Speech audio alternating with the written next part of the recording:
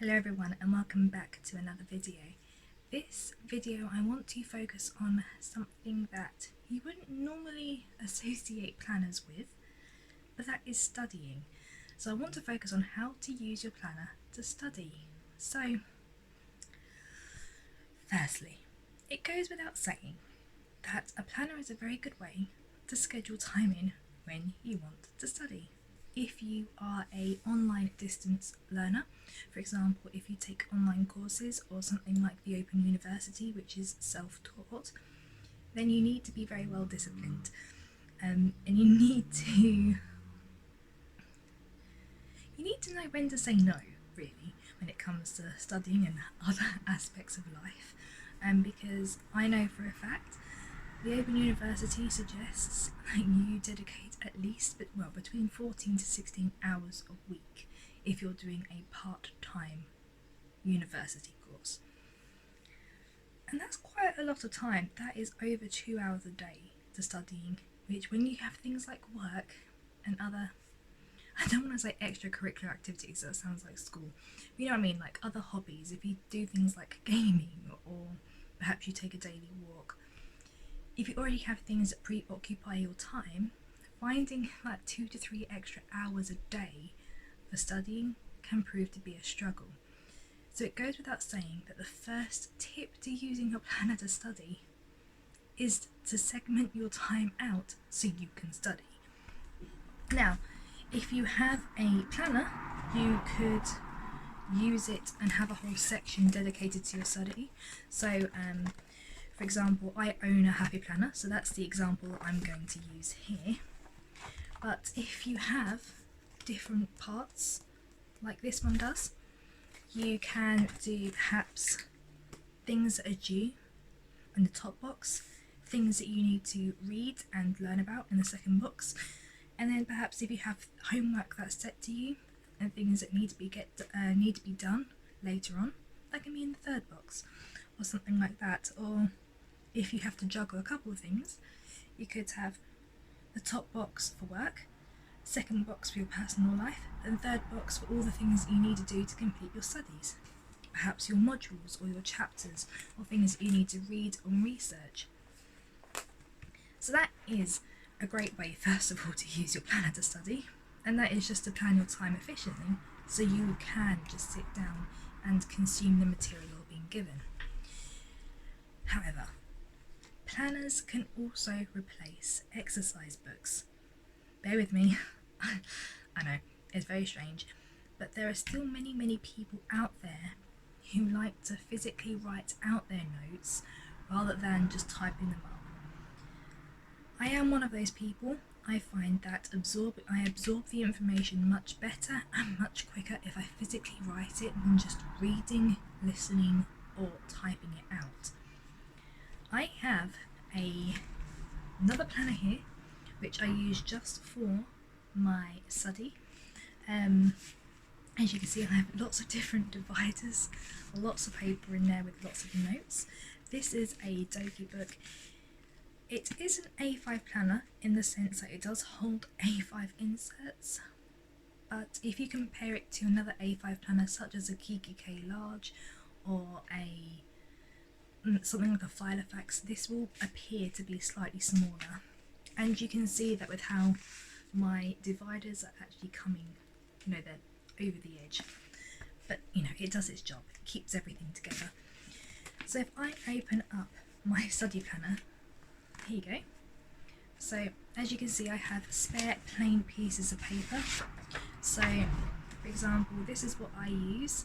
I have a course overview. This allows me to keep track of all my assessment grades, what they've been called, what I'm supposed to be learning, and what I'm supposed to be able to do once I finish the course.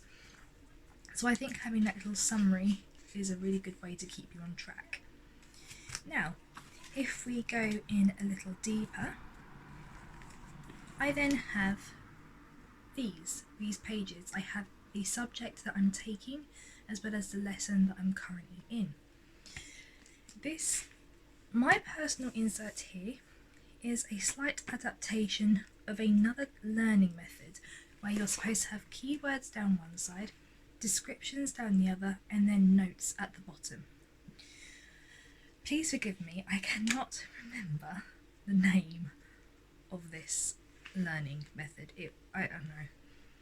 Someone told me this about 6 years ago, so I have absolutely no idea. However, if I do find it, I will perhaps put it somewhere on the screen or down in the description below. But I find that I don't necessarily need the notes, so I just took that bottom section out and I've kept it as keywords and descriptions or definitions. That's the way that it works for me.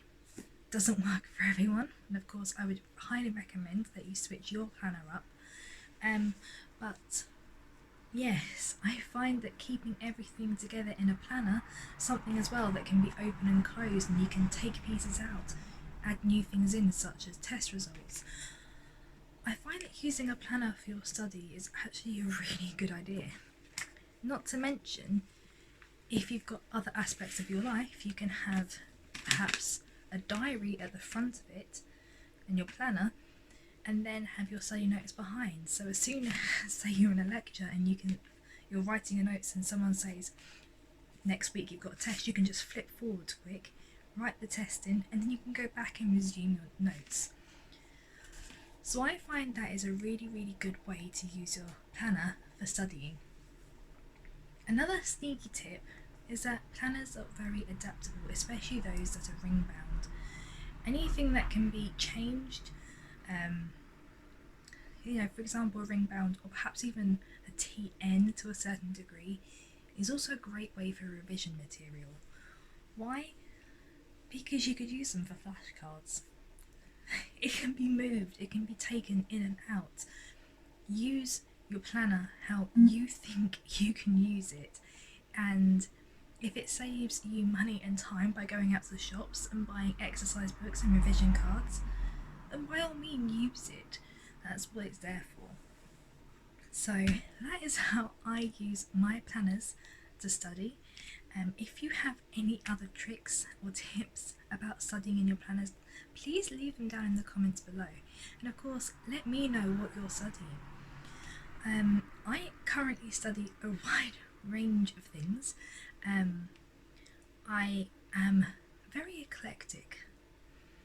I feel like eclectic is a very good word. I like everything from math. I love algebra. I know, I'm a bit weird. But I also love writing, and I love filming. I love music. I love metaphysical things. So my courses range from doing things such as psychology, which is the diploma I'm currently doing, to things like tarot. So, it's a bit of a wide range. But the beauty of online learning, which is what I mentioned beforehand in this video, you can do that. Now, I just wanted to end this video by saying I have finally been able to pair up with Centre of Excellence, and they're doing an affiliate program where if you buy a course from me, it's on my website now, and if I can get the link to separate from the image, I'll put the link down in the bottom as well.